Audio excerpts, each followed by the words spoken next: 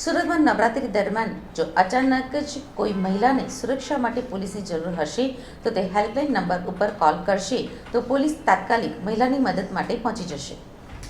Surat police પરંપરાગત પરિવેશમાં ગરબા આયોજનોમાં હાજર રહેશે, જેથી મહિલાઓની સુરક્ષા સુનિશ્ચિત કરી શકાય. એટલું જ નહીં, રાજકોટની ઘટના બાદ પોલીસ દરેક આયોજનને અલગ અલગ પાસાઓ ધ્યાનમાં રાખીને જ પરવાનગી આપશે તેવી જાણકારી સુરત ડીસીપી હેતલ પટેલે આપી હતી.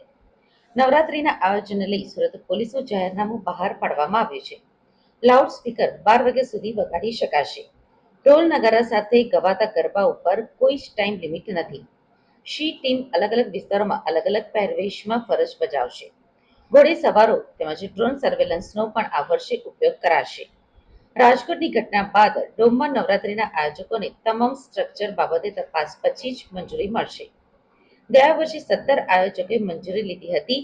આ વર્ષે 13 આયોજકોની અરજી મળી છે. ઉપરાંત બાઇક પેટ્રોલિંગ તેમજ બોડી વાર્ન કેમેરા સાથે પોલીસ ફરજ બજાવશે. મોટી નવરાત્રીના આયોજનોમાં શી ટીમ ફરજ બજાવશે. મોડી રાત્રે મહિલાઓ ખાસ કરીને હેલ્પલાઇન નંબર ઉપર ફોન કરીને મદદ માંગશે તો તેમની મદદ પોલીસ દ્વારા કરવામાં આવશે. સુરત ડીસીપી હેતલ પટેલે વધુમાં જણાવ્યું હતું કે પોલીસની શી ટીમ પરંપરાગત પરિવેશમાં ગરબાના ગ્રાઉન્ડમાં જ રહેશે. આ સાથે જ ડ્રોન સર્વેલન્સ પણ કરવામાં આવશે. રાજકોટમાં જે ગેમ ઝોનની ઘટના બની એ ઘટનાને ધ્યાનમાં રાખીને બંધ ડોમ અથવા તો સ્ટ્રક્ચરની અંદર જ્યાં આયોજન થાય છે ત્યાં લોકોની અને પાર્કિંગની કેપેસિટી ખાસ જોવામાં આવશે. એમના ઇમરજન્સીના પ્લાનિંગ શું છે, ફાયરના પ્લાનિંગ શું છે તે અંગેની તમામ માહિતી એકત્રિત કરવામાં આવશે. ત્યાર પછી જ તેમને મંજૂરી આપવામાં આવશે. સ્ટ્રક્ચર્સ સ્ટેબિલિટી રિપોર્ટ વ્યવસ્થિત ચકાસણી કરવામાં આવશે. ત્યાર પછી જ તેમને લાયસન્સ મળશે. સાથે જ તેઓએ જણાવ્યું હતું કે ગત વર્ષની વાત કરવામાં આવે તો 17 જેટલા મોટા ગરબા મંજૂરી લીધેલી હતી. આ વર્ષે 13 જેટલા મોટા ગરબા આયોજકોની અરજી મળી છે. એ અંગેની કામગીરી હાલ ચાલી રહી છે. સુરક્ષાને લઈને કાયદો અને વ્યવસ્થા માટે તમામ પાસાઓ પર ધ્યાન રાખવામાં આવી રહ્યા છે.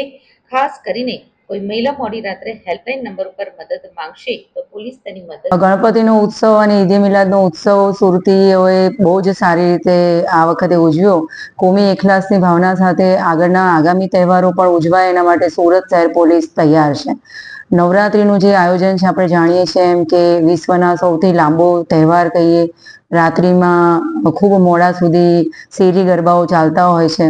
તો આના માટે આપણે જાહેરનામામાં જે રાજ્ય સરકાર જે છે એ લાઉડ સ્પીકરની લિમિટ 10 વાગ્યાથી એક્સટેન્ડ કરીને 12 વાગ્યા સુધી કરવા માટે બહાર પાડે છે. એના આધારે સુરત શહેર પોલીસ કમિશનર તરફથી પણ આ જાહેરનામું બહાર પાડવામાં આવે છે.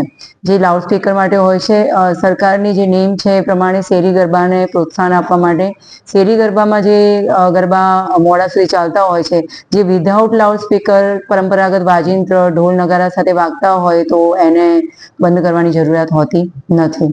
ખાસ કરીને અવાવરૂ જગ્યાઓ જે હોય છે એની અંદર કોઈ છેડતીના પ્રશ્નો ના બને કે કોઈ અઘટિત ઘટના ના બને એના માટે અમારા બાઇક પેટ્રોલિંગથી માંડીને બોડી વોર્ન કેમેરા સાથે અમારી સી ટીમ જે છે પરંપરાગત વેશભૂષા સાથે અલગ અલગ જગ્યાએ તૈનાત રહેશે. ખાસ કરીને ઘોડેસવારની ટીમ પણ આ વખતે અમે યુઝ કરવાના છીએ. ડ્રોન સર્વેલન્સ પણ અમે આ વખતે યુઝ કરવાના છીએ.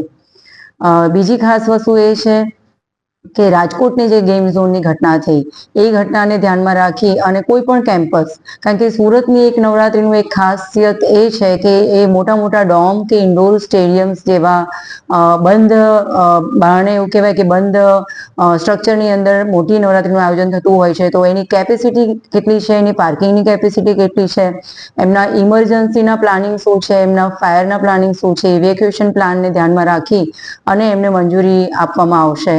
એમનું સ્ટ્રક્ચર જે છે એના સ્ટેબિલિટી સર્ટિફિકેટને વ્યવસ્થિત ચકાસણી કરવામાં આવશે. ત્યારબાદ જ એમને લાયસન્સ મળશે. ગત વર્ષની હું વાત કરું તો આશરે 17 જેટલા મોટા ગરબા આયોજકે મંજૂરી લીધેલી હતી.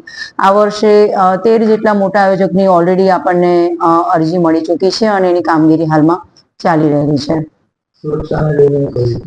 સુરક્ષાને લઈને કાયદો ને વ્યવસ્થા ક્યાંય પણ ઢોળાય નહીં